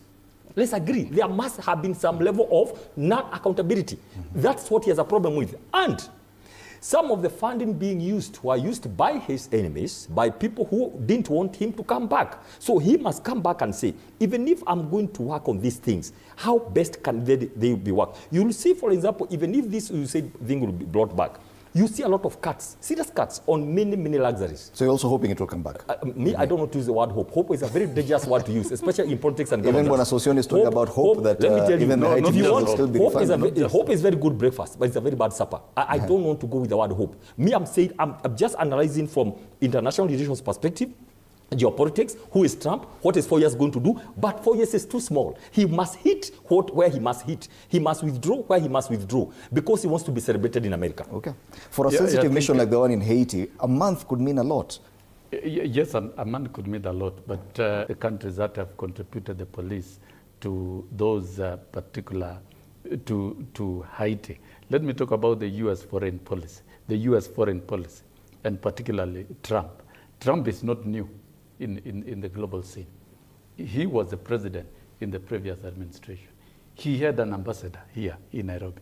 We did engage the ambassador, McCarthy, in fact, several times, and he was able to outline what Trump administration was interested in doing here in Kenya, in investment in programs more than the AGOA, bringing the pharmaceuticals to manufacture within the country. So the policies may be twisted and it will change different, but still I don't think Trump is going to pull out of, rightly as you said, he will have allies. Kenya might be one of them. There's a lot of hope I'm seeing at this table. That somehow this money will still come back. I don't want you to read that we are trying to grow some hope, but we are projecting some obvious You're facts. very hopeful. But what I'm saying, conclusively, in Haiti? The dependency syndrome of the Africa continent on foreign donor funding should cease. On missions that are not critical to Kenya, like the Haiti mission, when I lie. Is it prudent for us to still have our officers, 1,000, 2,000 of them, in Haiti when there are constraints on finances, when we are leading a mission where we are not sure? We are depending on hope that the U.S. will change their mind? I don't know what we are discussing here, because you realize that the U.S. has not suspended support for the MSS. They have actually said, even yesterday, the speech read by the statement read by the mission head, who is a Kenyan. The UN has various missions, and sometimes it comes in the form of country-led. Like we saw in Uganda was leading the mission in Somalia. Kenya is now leading the support mission in Haiti. And this is not a DPKO mission. It means that it's not the Department of Peacekeeping Operations, where I was working in Congo. So in this regard, it's very hard to stop it. And you saw the U.S. embassy in Haiti, which speaks for U.S. government, said that they have not stopped this. In fact, the previous day, they had just delivered more, equipments to the mission to help sustain them further.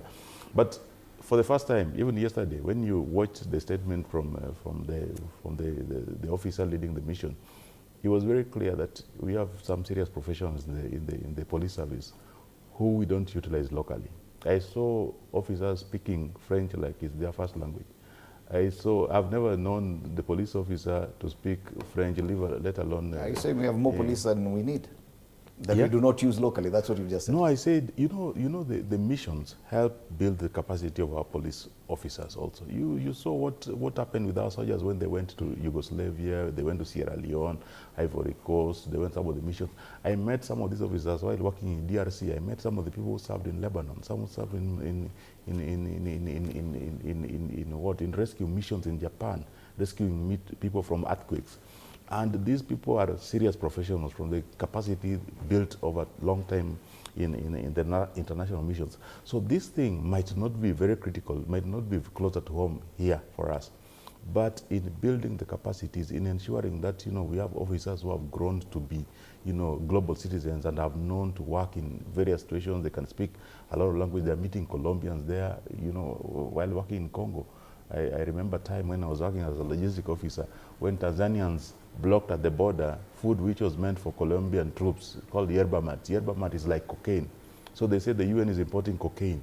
And it was just food. It was just like unga. But it's very fine and it looks like cocaine. But it also helped Tanzania understand when they went and tested it for a very long time. They built laboratory capacity to test some of these things. So the missions are very critical. They're very critical, especially for the officers who are going to serve in various missions. Yes. And they need to be properly funded. But now you realize that I don't think that there's any suspension in funding. There's a freeze, an order to freeze its contribution. If you go to the handle of the U.S. mission in U.S. embassy in Haiti, they have said the U.S. has not posted assistance for the multi-support multinational support, security support mission in Haiti. On contrary, the Secretary Rubio approved the waivers to allow the missions of dollars in mission critical assistance to the MSS. The Department of State approved waivers for $40 million in foreign assistance to benefit the HNP and the MSS. This is include logistical support, and so there is no support, there is no stoppage of it. This, and also they will not allow it to stop because they are trying to address the issue of the immigrants. One of the countries providing, giving the U.S. a challenge with the migrants is Haiti. So if the Kenyan we're still hoping that the U.S. will. There's a lot of, you can hear, and I like how, a lot of diplomatic language, they are considering it's not going to be, and all that. Let me put it in a layman's language, because what we are taught in political science, you take all those diplomatic stuff, put it in a layman's language, so that somebody can understand. This is how it is. People are panicking because even the UN, the biggest contributor to UN is US. The biggest to all those UN organizations. It is the US itself. So when the US withdraws anything, it will first withdraw its contribution to the UN for that purpose. So let's be very clear. That's why people are panicking all over. All these statements you've seen, we just tend to put a brave face. So there is a problem. That's a fact, because US is pulling out, and or it's saying, or rather it's saying it's going to consider, meaning it's going to be a freeze. So there's a whole issue there. Then Canada and other people from UN, if they are strong enough, and if their contributions are anything to Dubai, they should not be worried. If they are not, but they are worried because America is the biggest contributor to UN. That is a fact. That's number one. Now, number two, the question you asked, do we need to have the officers in Haiti? Now, remember, history is very important, and the process. Remember, somebody says starts the process. Everybody went to court, civil society complained, everybody was fighting, and finally the force came, and by force, by hook, by fire, they landed there. So the jury is out there, whether we needed them, they're out there, because everybody tried to stop the process. From the court, civil society, everybody was complaining. But there was this push, there was this push that these people must go. Now, it is a time to ask ourselves, were we prepared to send them there? That's the question I'm asking for people to decide. And are we prepared to foot the bill in case the supposed donors... Now, our budget, I can tell you this, our budget, we cannot go that direction. We don't have that kind of money. We'll continue examining this issue about the US and the disruptive nature of President Donald Trump in so many programs that where we find ourselves right in the middle. All right, but Association, you wanted to add something just before we take a break? I don't think the intention was that we commit our budget to finance Haiti program. What Kenya was to do was to send their troops and lead the mission of many nations. It is not the first time that we engage in a global humanitarian program, and we cannot stay away from engaging in humanitarian programs. And the arguments against within the country was more political than without any clear legitimate facts. But you see, Parliament voted for the deployment of the police to Haiti, and that's the requirement of the Constitution. And now we are talking, our troops are in Haiti, they are delivering, they're doing a good job. The people of Haiti are human beings, they also deserve support. And therefore, that mission to Haiti is very important in the progress of humanity. And it must be delivered. The hiccups existing currently with the mixed signals from the US should not be an issue. And based on the facts, truly, the US has not withdrawn its operation and support for Haiti. And if indeed the actions by the US are going to affect the UN, and I agree, the UN budgets and the UN programs are majorly funded by the US, then the first institution that stands threatened in its general operations around the world is the UN. So I believe there will be more engagement so that this policy shift does not disrupt. But we'll welcome, we are willing. That's a fact. As a country, we are willing. If everything fails out there, Fred, we are willing to welcome our brothers and sisters back. Let's hope. Home is home. The truth. Let's not subject them to a lot of suffering. And it's on that hopeful note that we take a break right here at Mourning Cafe. We'll be back. Take a look at the politics. Maybe it's not so hopeful.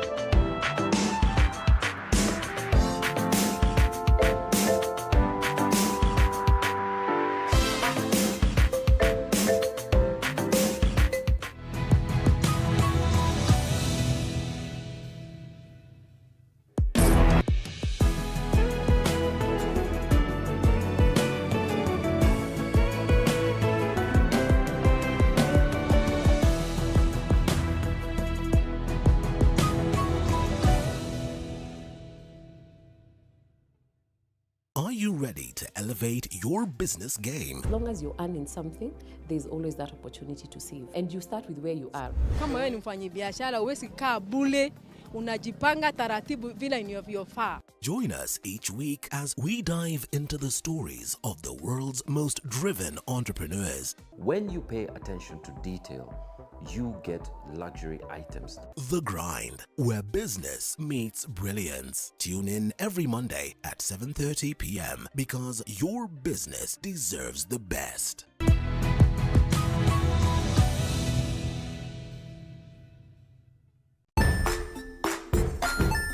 Hey there, friends. Welcome to Kids on the Block, where fun and imagination come alive. We dive into magical world filled with exciting adventures and awesome friends. What position were you in? I was number 2. What position were you? Number 1. He decided to cross the bridge by his house and look for food on the other side. We're going to do half cup of chocolate chips, and the other one, we're going to do half cup of the blueberries. So, grab your imagination hats and get ready to explore with us. Join us every Saturday at 9 a.m. for new friends, amazing stories, and tons of laughter.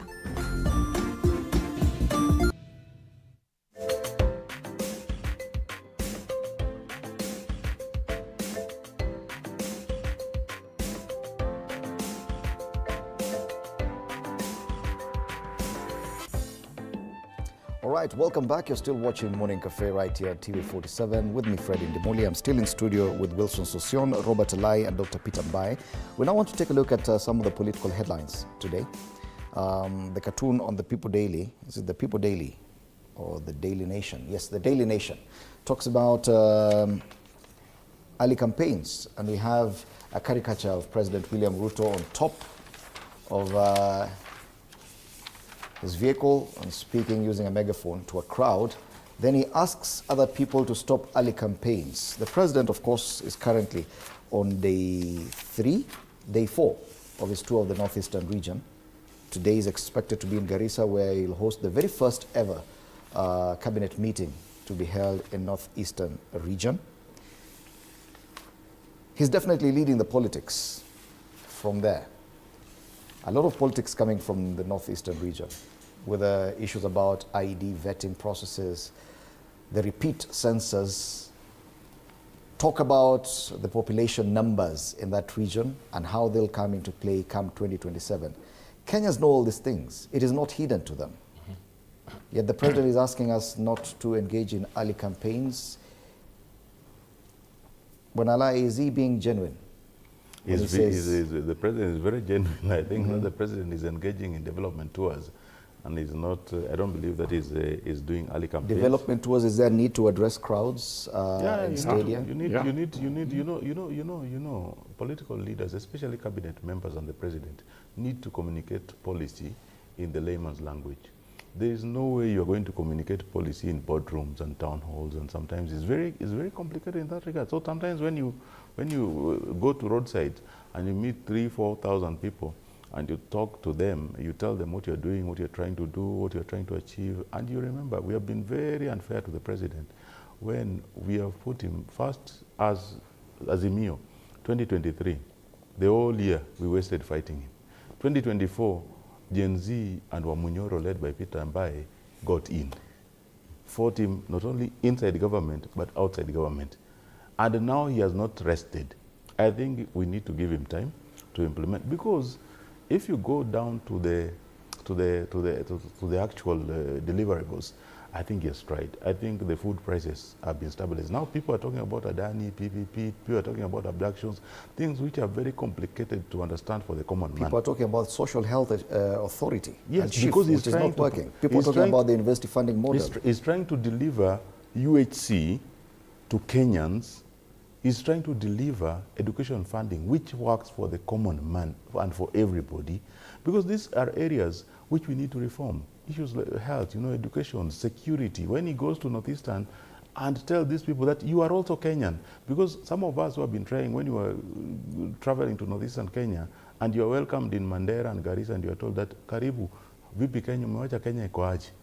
You know, in the same country, but now you're telling them that you are also Kenyan. But you're certainly not campaigning. Why should I, if there's extra vetting for Kenyans in Northeastern, there should be extra vetting for Kenyans in Migori, because Migori is also border to Tanzania, and we have Luos in Tanzania, and we have Maasais in Tanzania. We have, different versions of Kalenjins in Uganda. Why are we not putting extra vetting for these people? Okay. When he goes and communicates these people and tell them that you are also Kenyan, one rule for every Kenyan is enough. Security issues will be dealt with. Let's listen to what the president is talking about in his tour of the Northeastern region. Let's have that story as we covered it by TV47. Politics of securing a second term for President William Ruto took center stage during his second day of his tour in the northeastern part of the country. The head of state categorically criticized his opponents, who are of the opinion that he won't secure a second term.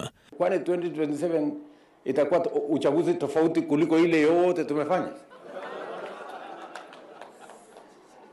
Kwani iko shida gani? Watu watulize boli, mambo ya 2027 tutakutana 2027. Hakuna uchaguzi this year. Hakuna uchaguzi next year. Si uchaguzi in 2027. Sasa watulize boli. The sentiments coming hot on the heels of comments by the president's allies, who stated that they will do what it takes to ensure the president secures a second term. According to the president, leaders should be judged individually, and those who are found to be wanting should be denied the opportunity to occupy leadership slots. As part of the strategy towards 2027, President William Ruto signed a presidential proclamation to officially abolish identification cards vetting for residents of the northeastern region. The president says the move will see the residents of northeastern Kenya acquire national identification documents with ease. Wote wawe sawa mbele ya sheria na katiba ya Kenya. Tunaelewana? Na niliwaeleza ya kwamba hii ubaguzi imekuwa miaka 60. Kwa mapenzi ya Mungu inshallah tutatoa hiyo ubaguzi ndio Kenya iwe sawa. According to him, signing of the presidential proclamation on registration and issuance of IDs to border counties will put an end to unjust and disenfranchising practices. In his second day of the Northeastern tour, the head of state commissioned a 3.6 billion shillings last-mile connectivity electrification project aimed at connecting 20,000 new households in Wajir County. He was accompanied by his deputy, Professor Kithure Kindiki, and a number of leaders from northeastern part of the country. Paul Kirobi, TV47. Stop early campaigns, but we've heard the president talking mostly about his re-election come 2027. And he's definitely looking like he's strategizing and shoring up his numbers, trying to get people from northeastern Kenya on his side come 2027.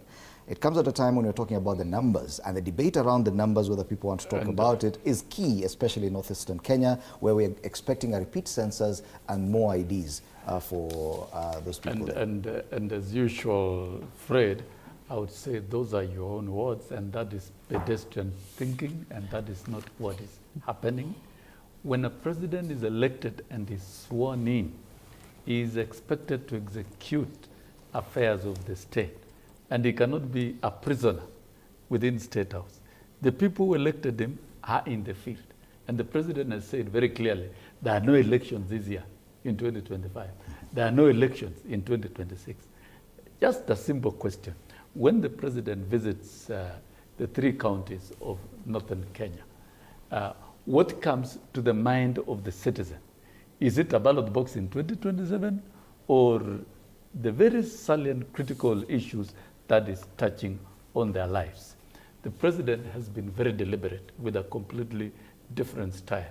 Take your whole government officers to a region and even conduct a cabinet meeting and address the issues of the people. In that particular office, one senior government officer here. Allow me to quote, because you said, what Association you've said, it is pedestrian thinking. No, allow me. We have a senior government officer here tweeting, a random fact, Mandera population 983,000, Nyeri 844, Kirinyaga 658, Nyandarua 638, Embu 608.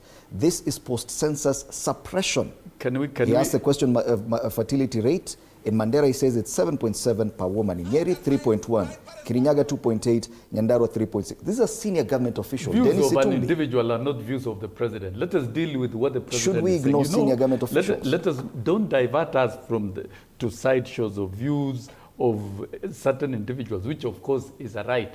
Every other group is meeting, they're talking political issues, and so let us not confuse. Don't mix views of individuals, which is also a right of opinion under Article 38 of the Constitution, from what the president is doing. Let's see what the president is doing. The president was in Western on tour of development projects, and we saw what happened with the sugar industry. The sugar industry that has been down for many years. The sugarcane farmers who have suffered over the years out of cartels who are importing counterfeit cheap sugar from out of the country during Moi era, during Kibaki era, during Uhuru era, and within 2 years, we can see the sugarcane farmers reaping benefits up to and including bonuses. Northern Kenya is part of Kenya, and there are certain constitutional and fundamental rights that the president has to ensure that the people of Northern Kenya enjoy it. Like yesterday, making a proclamation on acquisition of IDs and registration of citizens. That one should not be interpreted to look like it is shoring up of numbers.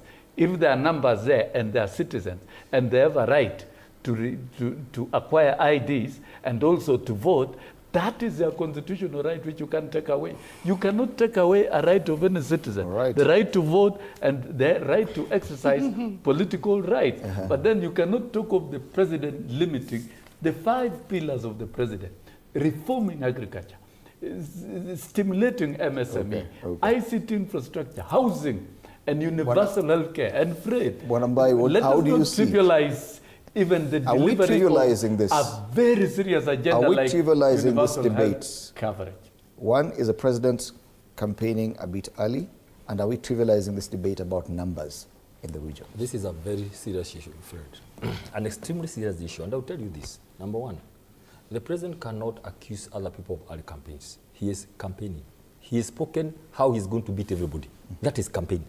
When you say that these people, I'm not fearing them, he said that in Western, he's repeated that in Northeastern. He's already in his overdrive. And remember, that is exactly what he was being told by the former president in 2018 when he went to Tanga. We were in that camp, right?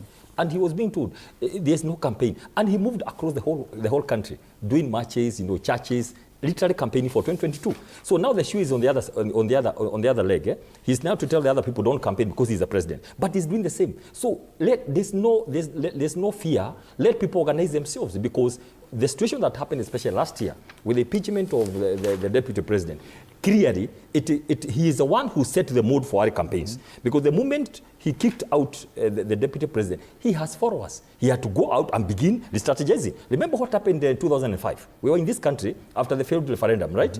When the president then, Mwai Kibaki, dissolved the whole cabinet.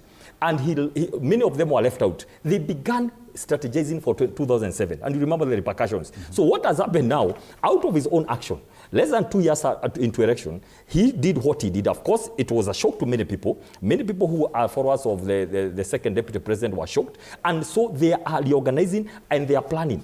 Very, very strongly so. But let me come to this issue of the speech in Northeastern. Now remember, 2 things happened yesterday.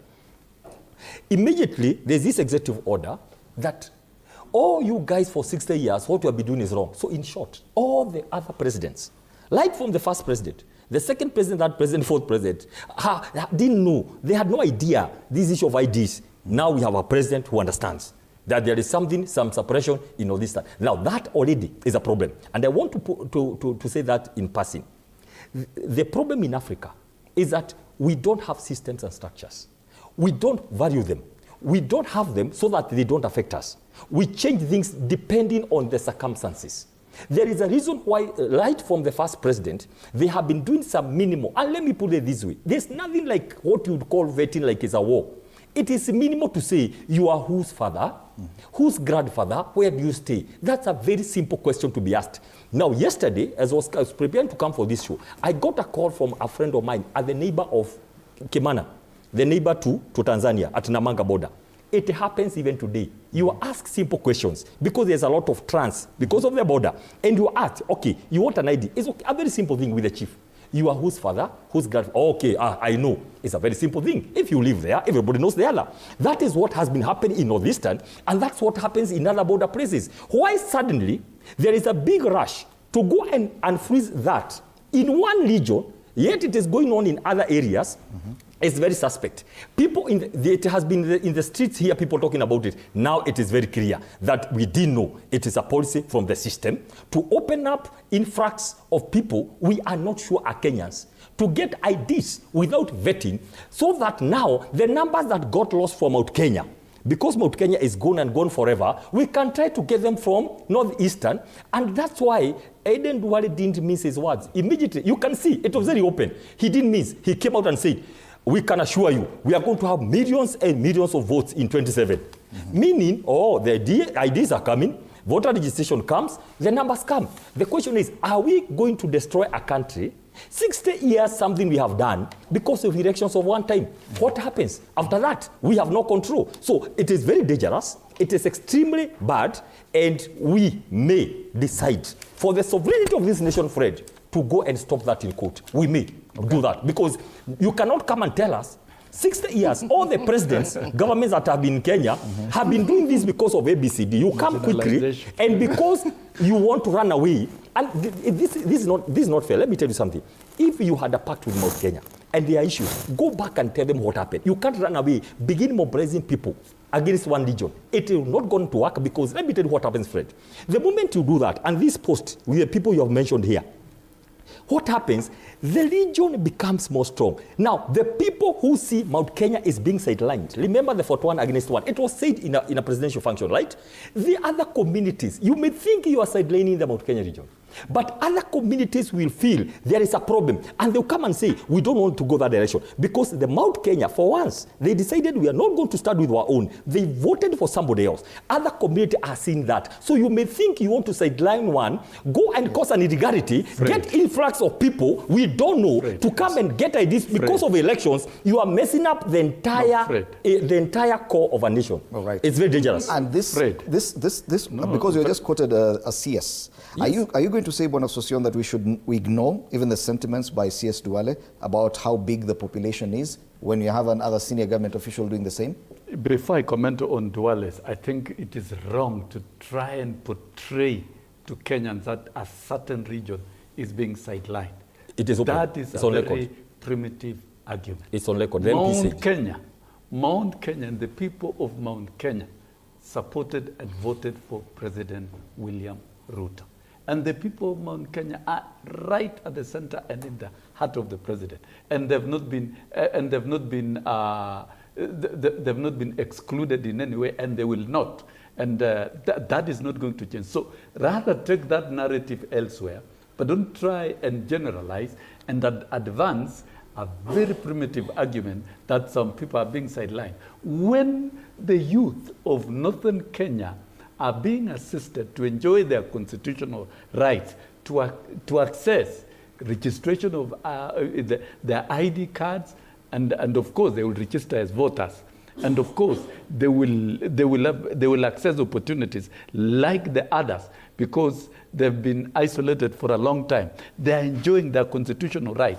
How does it affect people in Mount Kenya, in Rift Valley, and elsewhere? They are getting the rights that they have been denied for a long time. Why are you so agitated when people who have been balkanized and dehumanized for a long time are being granted their rights? It doesn't affect the rights of any other citizen anywhere in the country. A very strong word has been used in this show. Right. Primitivity twice. That is, when we come to the media if I was the producer of this show. When we come to the media space. You're not the producer. No, I'm saying if. That's why I'm saying if. Fred, it's only that I'm not a producer. I would bring out the statements that we make. Fred, can you? How does registration? You need. Let's bring Bonalai back into the conversation. Bonalai, that clip of MPs. There are those who read mischief in all these happenings right now. That at this time when there's the revocation of this vetting process by the president is when we anticipate a repeat census of those 3-4 counties that the president is currently touring. We say in politics nothing happens by coincidence. Definitely. I think, like I said, we are very unfair to President Ruto because some of these things happening, you know, the courts have been very strong on him. And if the same courts deliver judgment, which people feel that favors him, I don't know why they are reading only one, but they're not reading the others, which have not been very favorable to him.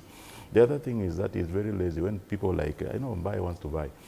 And when you want to buy and you depend on the siege mentality, kwamba, oh, sisi tunanyanyaswa, tunaona ni kama we are going to be crushed like, you know, cockroaches and so on, it is very wrong. This government has not reversed and removed, you know, the people from Mount Kenya from its midst. In fact, almost half of this government is still Mount Kenya. In some departments, which even some people are still surprised that President Ruto maintained, they almost entirely speak one language.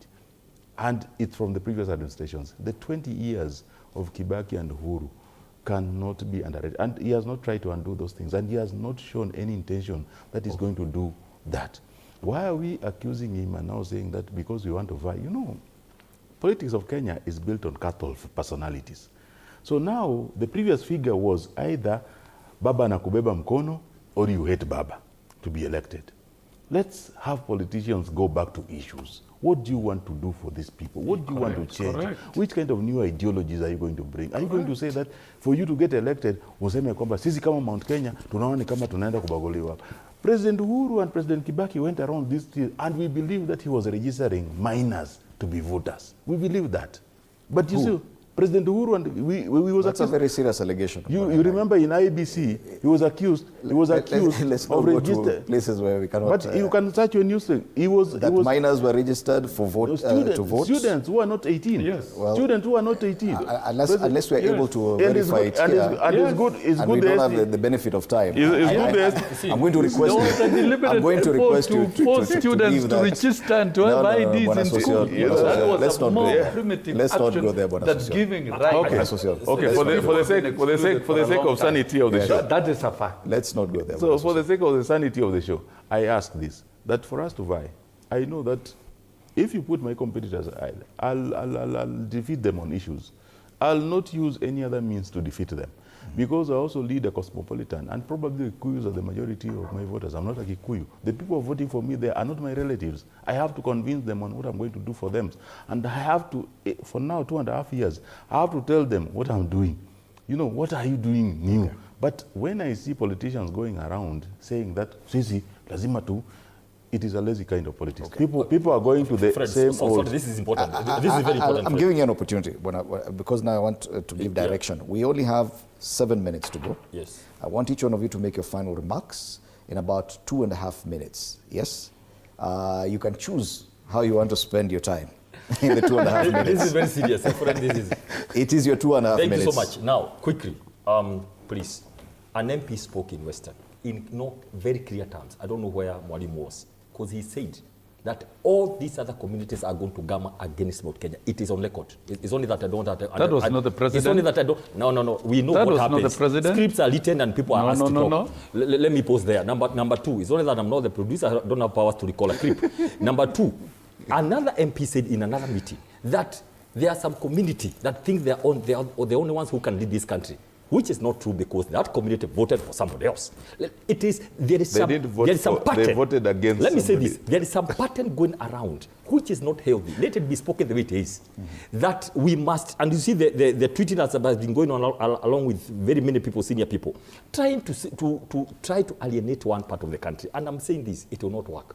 Because other communities are saying that. Having said that, it is very worrying to try to work with the numbers. Me, I believe in the rule of law, so I don't have to query what the court said. That is a court, the judiciary. We must always make sure that we respect the courts. I'm not going to go there. But this issue of IDs, this issue of dual celebrity, saying he's going to fill the cup, the vetting is going on in other parts or the border areas. Just a quick one, just to ask you, who is your father, grandfather, just to make sure it's controlled. But it is happening in a big way. We are going to see how to do that. Number two, I want us, coming from Nakuru Liri, to ask this country to keep us in prayers. We have a lot of problems. All the abductions that have been happening in Nairobi, we do not only have abductions in Nakuru, but we have deaths. People are not being abducted, they're being killed. Yesterday we had a liquid mass for Richard. Otieno. He tomorrow is being buried in Siaya. We have some people who have been arrested, Fred. And the feeling is that the DCI have said themselves, they are still looking for masterminds. Meaning they are masterminds of the death of Richard Raymond Otieno and financiers. Those are the people the community of Elbagon are looking for. There is a tendency in this country. You arrest some boys, keep them around for 6 months. There's no very weak evidence. They are not the same people, so the temperatures can come down. We are saying that we cannot allow that death to go. And finally, remember the boy who got lost in the hands of KWS. The session is back today in Nakuru. We have the petitioners have requested the officers who are last seen with him to come to court. They've been cross-examined on where he went. Those are the issues that we are trying to follow up in Nakuru, and we hope that justice will be served. Okay, thank you, Dr. Mbai. Bwana Susio. I think the thinking that Mount Kenya is being isolated is cheap politics. I want to state here very categorically. The president has talked of uniting the country. And I can trace back the political stability, particularly even of Mount Kenya and Rift Valley. It started in 2012, and it was necessary to put these regions together to work a common national political journey so that we could end the circle of perennial clashes that we had. It ended, and we have a stable country. And Mount Kenya people are part and parcel of the president's government. And one person was only impeached on 11 grounds, and that is not Mount Kenya. It is an individual from Munyoro village called Rigathi Gachagua. And the rest of the mountain are firmly in place. And therefore, the president's effort to push the transformative agenda to transform the country within the pillars should not be stopped. And I don't think it is right to try and collect all manner of thrashers to look like the president has an intention to undermine Mount Kenya. He will not. And that is why I'm saying, politically speaking, the people of Mount Kenya occupy the center of the heart of the president, and are not going to be excluded in this government and even going into the future. And therefore, talking about elections of 2027 is disrupting the development agenda of the country. Bringing the country together is the best thing that the president has done.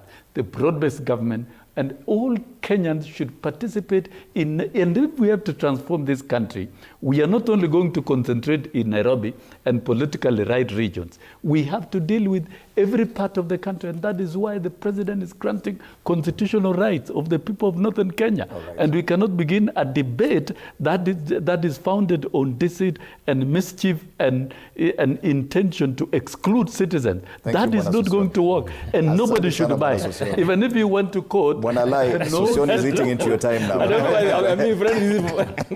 No, I think what we need to do as leaders, especially the political leaders, is that we need not to whip the emotions of the population to vote against somebody.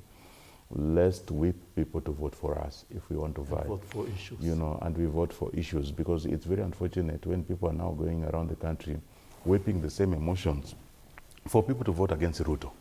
The other time they were voting against Raila, but they were not voting for anybody or on a particular issue. Now, the same person who was telling them that the economy was mismanaged by Uhuru Kenyatta, they found the coffers empty, is now telling them that the last time the economy was mismanaged was in Moi's time. So you ask them, which version of your truth should we understand? We hear you are the truthful man. It is very unfortunate that people are going to believe this, they are going to go to election, then the circle of hating on leaders who are in power is going to continue. It is very unfortunate that Kenyans are going to go through this, because after the next election, you bring in a new leader, you are going to hate on him the same way, you are going to see nothing has changed. The people who are whipping your emotions are just going to solve their personal problems, they're going to loot like you have never seen before, because they're trying to recover the money they used in the campaigns in whipping your emotions and so on. So I would ask Kenyans that, please, can we take our time and listen to the leaders, see beyond the political speak. And remember, siasa, the word siasa comes from two Swahili words, si hasa. Whatever he's telling you is not true. It's not true. And whatever you're saying Fred, I'm sorry. We are going. Just one word. There is no development in a toxic political environment. Zero. Okay. I'm an expert on development. I'm an expert on leadership and delivery. I can tell you that from where I sit. Thank you so much. All these 2 years is politics all the way. Development aside, because it fears toxicity in politics. And our time is up. Thank you so much, Dr. Peter Mbae, leadership and governance expert, Robert Alai, MCA Kileleshwa, and Wilson Sosion, Mwalimu Wilson Sosion, a former SGK and UT and also a former legislator. Thank you so much. The one headline we didn't look at, see evil, hear no. It's a very loud silence. It's on the front page of the Standard. Amid unresolved cases of abductions and killings, a crumbling justice system, confusion in education and a healthcare crisis, President William Ruto, like the proverbial ostrich, has decided to bury his head in the sand. Those are not my words. Front page of the Standard. Thank you so much, gentlemen, for your time at TV47 this morning. Well, after the break, a discussion around hormones before and after pregnancy. Ignatius Kibe, a gynecologist, will be in studio alongside my colleague Anne Odida. Do stand by for that. And later on, a session with Keep Fit, being Fitness Thursday. My name is Fred Indemuli. Have a lovely morning.